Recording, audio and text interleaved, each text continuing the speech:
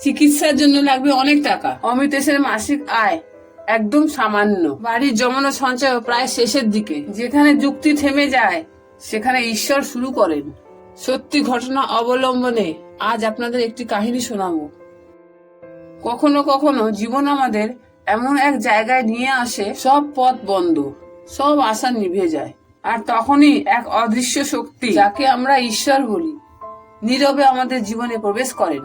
এই গল্পটা একদম এক সাধারণ মানুষের, অমিতেশ নামের এক স্কুল শিক্ষকের। কলকাতার শহরতলিতে একটা ছোট্ট বাড়িতে ভাড়া থাকতেন তিনি। স্ত্রী মীরা ও একমাত্র সন্তান রোহিতকে নিয়ে জীবন ছিল সরল সরল শান্ত কিন্তু সীমিত। একদিন হঠাৎ করে রোহিতের শরীরটা খুব খারাপ হতে শুরু করলো। জ্বর, মাথা ব্যথা, পেট ব্যথা, শারীরিক দুর্বলতা, কিছুতেই ভালো হচ্ছে না। ডাক্তারের রিপোর্ট করে দেখা গেল রোহিতের কিডনি খারাপ, কিডনি প্রায় কাজ করা বন্ধ করে দিয়েছে। চিকিৎসার জন্য তো লাগবে অনেক অনেক বেশি টাকা। অমিতেশের মাসিক আয় একদম সামান্য, আর জমানো টাকাও প্রায় শেষের দিকে। মীরা কাঁদছিল, আর অমিতেশ ছাদের দিকে তাকিয়ে বলল, ভগবান, তুমি যদি সত্যি থাকো, আমার ছেলেটাকে এই বিপদ থেকে বাঁচাও। একের পর একদিন কেটে যাচ্ছিল, আর দিনের পর দিন হাসপাতালে ভিড় বেড়েই চলেছিল। আত্মীয় স্বজন, বন্ধু বান্ধব, অফিস, কেউ তাকে সাহায্য করছে না। এক সময় এমন আসলো, সে খাবার টাকাও লোকের কাছ থেকে ধার করতে বাধ্য হলো। এক রাতে অমিতেশ ক্যান্টিনে বসে বলল, মীরা, আমি হয়তো ভালো বাবা হতে পারিনি, কিন্তু আমি আর কিছু করতে পারছি না। সে রাতেই সে প্রথমবার সত্যি হাল ছেড়ে দিল। মীরা অমিতেশের মুখের দিকে তাকিয়ে শুধু বলল, তুমি ভগবানের সামনে মাথা নিচু করো, আর মাথা উঁচু করে তাকে বিশ্বাস করো। অমিতেশের মুখে শুধু একটাই কথা, ভগবান আছেন। ভগবান যদি সত্যি থাকতেন তাহলে এত কষ্ট দিতেন না। পরের দিন সকালে সে হসপিটালের বাইরের বেঞ্চে বসে নানা রকম চিন্তা করছিল। হঠাৎ এক বৃদ্ধ এসে বলল, বাবা, তোমার কি হয়েছে?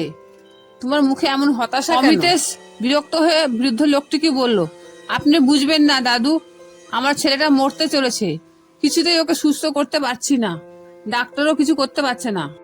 বৃদ্ধ শান্তভাবে হেসে বললেন, তুমি বিশ্বাস হারিয়েছো, তাই তোমার মনে হচ্ছে সব পথ বন্ধ। একটা জিনিস মনে রাখবে, বিশ্বাস মানে কোনো যুক্তি নয়, কোনো তর্ক নয়, বিশ্বাস মানে শুধু ভরসা। এরপরে সেই বৃদ্ধ লোকটি অমিতেশের হাতে একটা ছোট্ট গীতার বই দিয়ে গেলেন, আর বলে গেলেন যে এই বইটির প্রত্যেকটা দিন একটি করে শ্লোক পড়বে, আর তোমার ছেলের মাথায় হাত দিয়ে বলবে যে ভগবান তুমি আছো, আমার বিশ্বাস আছে। বৃদ্ধ লোকটির কথা শুনে অমিতেশ ভাবলো যে লোকটি সত্যি পাগল আছে, কিন্তু তা সত্ত্বেও সেই লোকটির কাছ থেকে ছোট্ট গীতা বইটা নিল। সেই রাতে রোহিতের অবস্থা খুব খারাপ হয়ে গেল। ডাক্তার বললেন 24 ঘন্টা না গেলে বিপদ কাটবে না। অমিতেশ সেই বইটা খুলে পড়তে লাগলো, আর মনে মনে সে প্রথমবার বলল যে ভগবান, তুমি যদি সত্যি থাকো আমার ভেতরে, তাহলে তুমি কিছু একটা করো। রাতটা কাঁদতে কাঁদতে আর দুশ্চিন্তায় কাটলো। সকাল হতেই নার্স এসে বলল, স্যার, অবিশ্বাস্য, আপনার ছেলের রিপোর্টে উন্নতি দেখা যাচ্ছে। ডাক্তাররা অবাক। তারা বললেন, এভাবে মেডিকেলি রিকভারি আসা খুব কঠিন, এর ব্যাখ্যা করার আমাদের কাছে কোনো ভাষা নেই। তারপর এক সপ্তাহের মধ্যেই রোহিত সুস্থ হয়ে গেল। সবাই বলল মিরাক্কেল হয়েছে। অনিমেষ ছুটে সেই হসপিটালে বেঞ্চে গেল বৃদ্ধকে খুঁজতে, কিন্তু সেই বৃদ্ধকে হসপিটালে কেউ দেখেনি। সিকিউরিটি বলল, এরকম কোনো মানুষই তারা কোনোদিনও দেখে। অমিতেশ তখন বুঝলো সেদিন যে গীতা দিয়েছিল উনি কোনো সাধারণ মানুষ ছিলেন না। তার চোখে জল চলে এলো। সে বইটা বুকে টেনে বলল, ভগবান, তুমি এসছিলে। ভগবান, তুমি সত্যি দয়াময়, তুমি নিজেই আসলে আমার ছেলের প্রাণ বাঁচাতে। কয়েক বছর পর রোহিত বড় হয়ে ডাক্তার হলো। অমিতেশ এখনো সেই গীতা বই রোজ একটা করে শ্লোক পড়ে। প্রতিদিন নতুন বিশ্বাস। সে বলে, ভগবান অলৌকিক নন, তিনি আমাদের চারপাশে সবসময় থাকে, কখনো বৃদ্ধ রূপে, কখনো অচেনা সান্ত্বনায়, কখনো অসম্ভব অলৌকিক ঘটনায়। তার কাছে কিছুই অসম্ভব নয়।